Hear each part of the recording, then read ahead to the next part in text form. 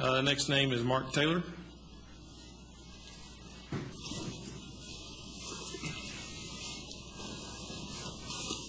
You'll give your name and address for the record, Mr. Taylor. You have 5 minutes.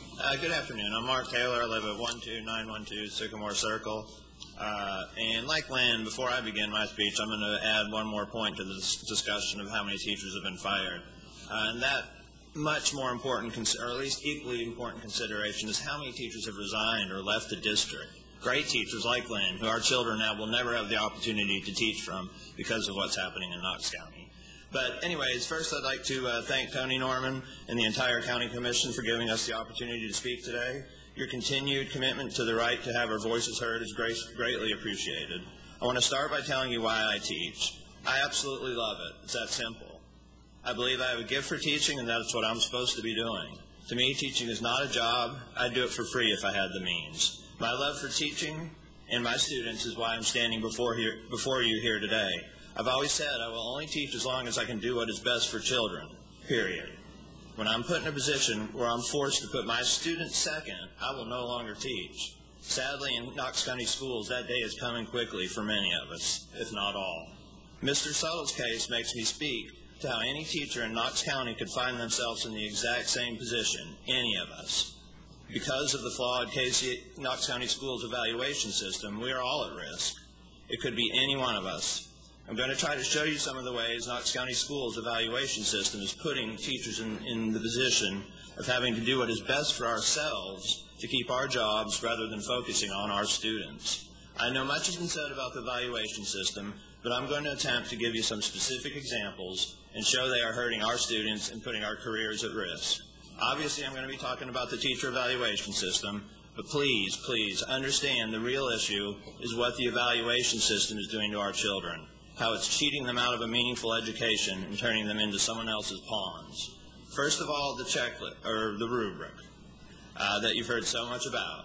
The rubric contains approximately 61 teaching strategies or tools, all of which are proven strategies. Without a doubt, all of those should have a place in the classroom. However, teachers are expected to use all those strategies when they're being observed. This is absurd to anyone who's ever been in a classroom. Every lesson is different, every class is different. To use every point on the checklist in every lesson would result in very little learning at all.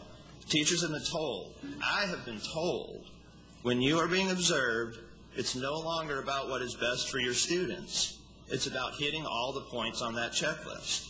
We have been told, I have been told, when observed, you are to do what's best for your score and not for your students' learning. Put yourself first. As a teacher, it's absolutely sickening to be told I have to put myself ahead of my students. I won't do it.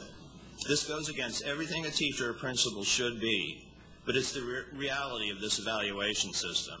The best simile I can use to describe it is that of a surgeon being observed while doing a tonsillectomy and having the observer penalize him because he did not use the colonoscopy scope during the procedure. How would you like to be the tonsillectomy patient that did have the doctor also use the colonoscopy scope? That surgeon scored higher, but at whose expense? At the start of this new system, teachers were told our overall summative goal, which consists of our TVOS scores and observation scores combined, was a rock-solid 3. Our goal was to score 3 out of 5. We were told it's not all about test scores. They're just one part of the evaluation. Yet here's the reality. Teachers who scored an overall 3 have gotten conference of concern letters threatening termination. Why? Because their TVOS was a 1. Even though their overall score was a 3, how can they say test scores are not the priority and then let that happen? The reality is teachers are scoring 4s and 5s on observations, but being labeled as ineffective teachers because of TVOS. These teachers are then required to have double the observations the next year, even though they scored 4s and 5s on their observations. Where is there any logic in that reasoning? Imagine the time, man-hours, and money spent on all these additional observations. Imagine how much better it could be spent with our children's interest in mind instead. Another unbelievable reality, teachers who teach one subject have gotten their TVOS reports back only to find that they were credited with a different subject than the one they taught. For example, a science teacher's TVOS consisted of social studies students' test scores. Mistakes happen, yes, but when the teacher brought it up and mentioned filing a grievance, they were told the social studies scores were pretty good, so just keep them. You can't make this stuff up, but it's happening in Knox County schools. Two teachers in the same school both taught the same non-tested subject, so both were forced to take the school-wide TVOS score. When they got their TVOS score notifications, they had different scores. Same selection, yet different scores. A self-evaluation is part of every teacher's observation.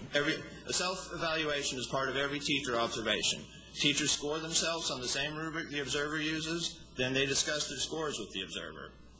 If a teacher scores themselves more than 2 points different than what the observer did, they're forced to change their own self-score, or if not, they'll get penalized on their professionalism rubric. The professionalism rubric is a whole other fiasco that I'm not even going to go into today. Lead teachers, observers, told if the observation scores they give a teacher are not within 2 points of the teacher's TVOS scores, the observer will have additional training to go through. Teaching a lesson that gets observed during an unannounced observation,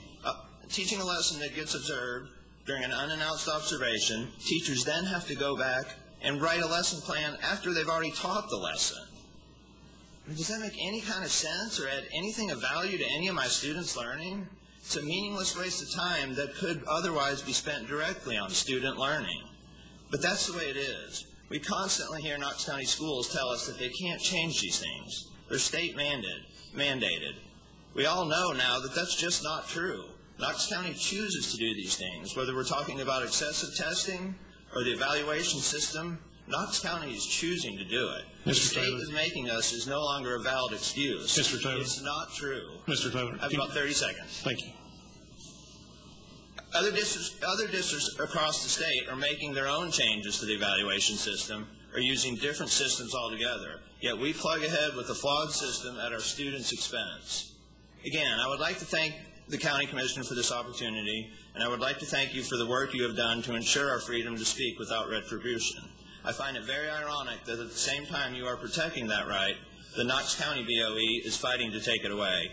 I would like to ask that you continue that fight to keep the rights of all our citizens to speak during the Knox County BOE meetings. Thank you very much. Thank you. Any questions for